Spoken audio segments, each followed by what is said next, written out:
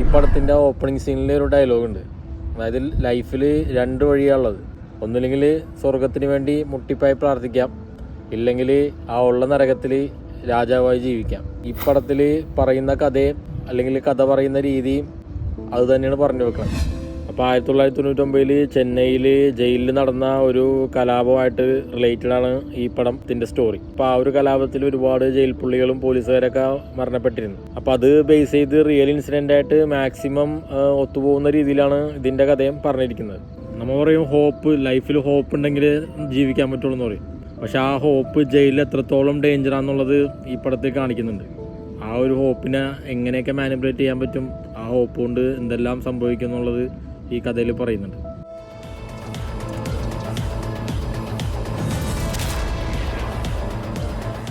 ഒരു സ്ട്രീറ്റിൽ തൻ്റെ അമ്മനായിട്ട് തട്ടുകട നടത്തുന്ന ഒരു സാധാരണ കച്ചവടക്കാരൻ കച്ചവടവും അമ്മയും ഗേൾ ഫ്രണ്ടൊക്കെ ആയിട്ട് ഇങ്ങനെ അടിച്ചു പൊളിച്ച് ഇങ്ങനെ പോണ സമയത്ത് പുള്ളിക്ക് ഏറ്റവും വലിയ ആഗ്രഹം ഒരു ഹോട്ടൽ തുടങ്ങണമെന്നാണ്. അപ്പോൾ ഹോട്ടൽ തുടങ്ങണമെന്നുണ്ടെങ്കിൽ ഒബ്വിയസ്ലി പൈസ വേണം. അപ്പോൾ ആ പൈസക്ക് വേണ്ടി കടയിൽ വരുന്ന ഒരു സ്ഥിരം കസ്റ്റമർ ആയിട്ടുള്ള ഒരു IAS ഓഫീസർ ഉണ്ട്. അപ്പോൾ ആ പുള്ളിയുടെ ഹെൽപ്പോടെ ഒരു ബാങ്കിൽ നിന്ന് ലോണൊക്കെ സെറ്റാക്കി അപ്പോൾ ആ ഹോട്ടൽ തുടങ്ങുക, ഗേൾ ഫ്രണ്ടിനെ കല്യാണം കഴിക്കുക, അമ്മനെ നന്നായിട്ട് നോക്കുക. അതൊക്കെയാണ് പുള്ളിയുടെ ആഗ്രഹം, ലൈഫിൽ അംബീഷൻ അത്രയൊക്കെ ഉള്ളൂ. അപ്പോൾ അങ്ങനെ ഇരിക്കുന്ന സമയത്ത് ഈ ലോൺ ശരിയാക്കാന്ന് പറഞ്ഞ ഓഫീസർ മരണപ്പെടുകയും ആ ഒരു സമയത്ത് അവിചാരിതമായി ഈ വീട്ടിൽ നമ്മുടെ ബാലാജി പോവുകയും അപ്പോൾ അങ്ങനെ ആ ഒരു കേസായിട്ട് പുള്ളി ബന്ധപ്പെടുകയും അപ്പോൾ അങ്ങനെ അതുമായി ബന്ധപ്പെട്ട ആ ചെയ്യാത്ത കൊലക്കുറ്റത്തിന് പുള്ളി ജയിലിലോട്ട് പോകണേണ്. The real hell.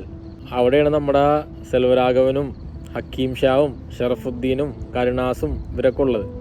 അപ്പോൾ ജയിലിൽ പോയി കുറച്ച് നാൾ കഴിഞ്ഞ് ബെയിൽ കിട്ടേണ്ട സമയമാവും. ബെയിൽ കിട്ടണതിൻ്റെ അന്ന് ജയിലിൽ ഈ പറഞ്ഞ കലാപം നടക്കും. അപ്പോൾ അതിനുശേഷം ബാലാജിക്ക് എന്ത് സംഭവിക്കും?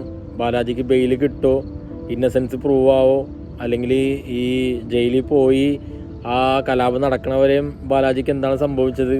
അപ്പോൾ അങ്ങനെയുള്ള ഒരുപാട് കാര്യങ്ങളാണ് ഈ ഫുള്ള് മൂവിയിൽ പറഞ്ഞു പോകുന്നത്. അപ്പോൾ ഈ കലാപത്തെക്കുറിച്ച് അന്വേഷിക്കാൻ വന്ന ഇൻവെസ്റ്റിഗേഷൻ ഓഫീസറും ആ ഓഫീസറിൻ്റെ ചോദ്യത്തിന് മറുപടി പറയുന്ന ജയിൽ പുള്ളികളും പോലീസുകാരും അതുമായി ബന്ധപ്പെട്ട ആൾക്കാരെ ഒരു ചോദ്യോത്തര പരിപാടി എന്നുള്ള രീതിയിലാണ് കഥയുടെ നറേറ്റീവ് പോകുന്നത്. അപ്പോൾ ഓരോരുത്തരായി വന്നിട്ട് അവരുടെ ഒരു പേഴ്സ്പെക്റ്റീവിലൂടെയാണ് കഥ പറഞ്ഞു പോകുന്നത്. അപ്പോൾ ആ ജയിലിലുള്ള വലിയ കില്ലാടികളാണ് സെൽവരാഘവൻ, അതായത് ശിവമണി, പിന്നെ സെൽവരാഘവൻ്റെ വലങ്കൈ ടൈഗർ മണി, അതായത് ഹക്കീം ഷാ. അപ്പോൾ ഈ മണികളെല്ലാം കൂടി ബാലാജിനെ ബാക്കി വെക്കുമോ, അല്ലെങ്കിൽ അവരായിട്ടൊക്കെ എങ്ങനെ ബാലാജി കോപ്പപ്പ് ചെയ്ത് പോവും? അപ്പോൾ അങ്ങനെയുള്ള കാര്യങ്ങളാണ് മുന്നോട്ട് പറയണത്. അപ്പോൾ ഈ ഡയറക്ടറിൻ്റെ ഫസ്റ്റ് പടമാണ്. പക്ഷേ പടം കണ്ടു കഴിഞ്ഞാൽ നിങ്ങൾ പറയൂല അത് ഫസ്റ്റ് പടമാണ് പുള്ളിൻ്റെ, കാരണം അമ്മാതിരി പണി ചെയ്ത് വെച്ചിട്ടുണ്ട്. പെർഫോമൻസ് പറയുകയാണെങ്കിൽ RJ ബാലാജി പാർത്ഥിവനായിട്ട് കലക്കി മറിച്ചിട്ടുണ്ട്. നമ്മുടെ ബാലാജിൻ്റെ one of the best performance തന്നെയാണ് ഈ പടത്തിലെ റോളും ക്യാരക്ടറൊക്കെ. പിന്നെ സെൽവരാഘവൻ പറയണ്ടല്ല, കിഡു എന്ന് പറഞ്ഞാൽ പൊളിച്ചടിക്കുന്നുണ്ട്. പിന്നെ ഹക്കീം ഷാ മോനെ വേറെ റേഞ്ച് സാധനം. കാരണം മച്ചനെ കാണിക്കുമ്പോൾ തന്നെ ഒരു ടെറർ വൈബാണ് നമുക്ക് കിട്ടണത്. അതായത് ഇപ്പം എന്തെങ്കിലുമൊക്കെ നടക്കും. ഈ വക റോള് ഹക്കീം ഷാ ചെയ്യുമ്പോൾ ഒരു വേറെ തന്നെ വൈബാണ് പുള്ളിക്ക്. അത് ഈ പടത്തിൽ ശരിക്കും എക്സ്പ്ലോർ ചെയ്തിട്ടുണ്ട് ഡയറക്ടർ.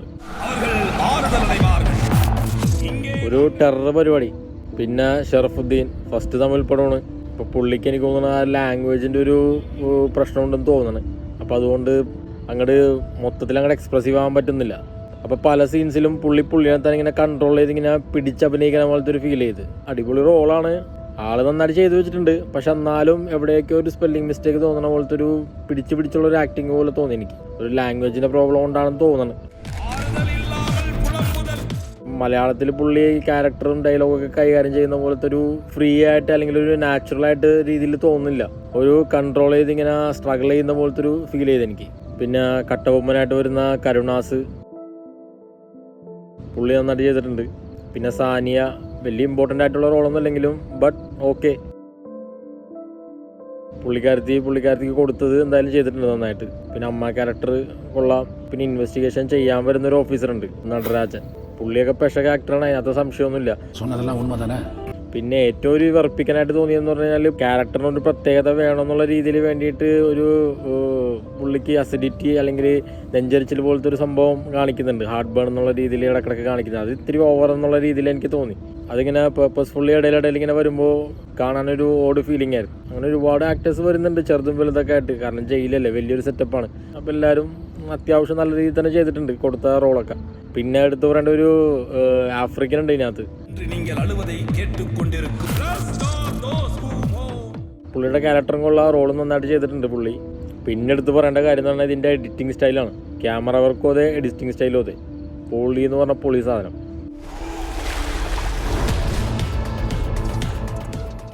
എടുത്ത് പറയേണ്ട തന്നെയാണ് ഈ പടത്തിൻ്റെ ഏറ്റവും വലിയ പ്ലസ് പോയിന്റ്. അത് ഞാൻ അതേ പറയുള്ളൂ. പിന്നെ മ്യൂസിക്, എൻ്റെ പൊന്നു മോനെ, ക്രിസ്റ്റോ സേവിയർ. തമിഴിൽ ഇത് ആദ്യത്തെയാണ്, പക്ഷേ പുള്ളി വേറൊരു ഹോളിവുഡ് ടച്ചാണ് മ്യൂസിക്കിന് കൊടുത്തേക്കണത്. ഫൈറ്റർ ഈ പാട്ടും മ്യൂസിക്കൊക്കെ ഇട്ട് വേറെ ലെവലാക്കി കളറുണ്ട് പുള്ളി. പക്ഷെ ഇതിനകത്തൊരു ഹുക്ക് സ്കോർ ഉണ്ട്. ആ സ്കോർ എനിക്ക് എവിടെയോ കേട്ട് മറന്ന പോലത്തെ ഒരു സംഭവം. അതിങ്ങനെ കേൾക്കുന്തോറും ഇങ്ങനെ ക്ലിക്കായി വരുന്നുണ്ട്. ഇത് എവിടെയോ കേട്ടതാണ്. അത് ഇനി കാണുമ്പോൾ നിങ്ങൾക്കത് പരിചയം തോന്നുന്നുണ്ടെങ്കിൽ നിങ്ങളൊന്ന് കമൻറ്റ് ചെയ്യുക. എനിക്ക് ഓർമ്മ വരുന്നുണ്ടെങ്കിൽ ഞാനത് ഷെയർ ചെയ്യാം നിങ്ങളുടെ അടുത്ത്. പക്ഷേ ആ മ്യൂസിക് ഇങ്ങനെ മൈൻഡിൽ ഇങ്ങനെ എവിടെയോ കേട്ട് വന്ന പോലത്തെ ഒരു ഫീലിംഗ്. കാരണം ആ ഒരു വെറൈറ്റി ആയിട്ടുള്ള ഒരു നറേറ്റീവിലും ആ ഒരു ഫിലിം മേക്കിങ്ങിലും ഈ മ്യൂസിക് ശരിക്കും അങ്ങോട്ട് ഫിറ്റ് ആവുന്നുണ്ട്. അപ്പോൾ ഓവറോൾ പറയുകയാണെങ്കിൽ പടം എന്തായാലും കാണേണ്ട ഒരു മുതൽ തന്നെയാണ്. ഒരു വെറൈറ്റി മേക്കിംഗ് സ്റ്റൈല്, നല്ല ഇടിവെട്ട് ക്യാമറ വർക്ക്, നല്ല സൂപ്പർ എഡിറ്റിംഗ് സ്റ്റൈല്, ഒരു വെറൈറ്റി രീതിയിൽ. ചിലവർക്ക് അത് ഇത്തിരി ഓവറായിട്ട് ചിലപ്പോൾ തോന്നാം, പക്ഷേ കൊള്ളാം. പിന്നെ നമ്മുടെ ക്രിസ്റ്റോ സേവിയറിൻ്റെ നല്ല പെശക് മ്യൂസിക്കും സ്കോറും, അങ്ങനെ എല്ലാ മച്ചാമാരെയും നല്ല സൂപ്പർ പെർഫോമൻസും. അപ്പോൾ എന്തായാലും നെറ്റ്ഫ്ലിക്സിലുണ്ട്, ഒന്ന് കണ്ടു നോക്കുക. കണ്ടിട്ട് എന്താണെന്നുള്ളത് അഭിപ്രായം അറിയിക്കുക. അപ്പോൾ അടുത്തൊരു ഇടിവെട്ട് പടമായിട്ട് വരാം. Till then bye.